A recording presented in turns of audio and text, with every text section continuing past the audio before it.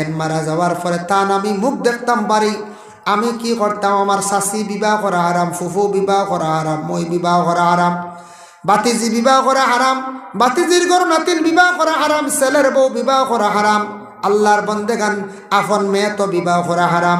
এইভাবে যারা বিবাহ করা হারাম এরা মরণের পরে এরার মুখ দেখতাম পারি, ওরাও আমার মুখ দেখতে পারেন।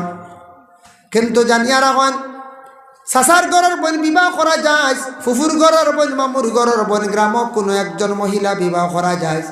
এই গ্রামের কোনো বোন মারা গেল, সাসার ঘরের বোন মারা গেল, আমি নিজে মারা গেলাম, আমার সাসার ঘরের বইনে, ফুফুর ঘরের বইনে, মামুর ঘরের বইনে আমার মুখ দেখতো না, আর আমার বইনও মারা গেলে আমিও মুখ দেখতাম না, দেখাইতাই না।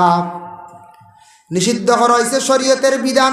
আমরার দেশে কইবে একবার দেখিলে কিচ্ছু নাই, বা আমার মাঝে বদনজর কিচ্ছু নাই, বুঝেছি মানুষ মরিয়ালে আর বদনজর রইব কইছে, কিন্তু কোরআনে নিষেধ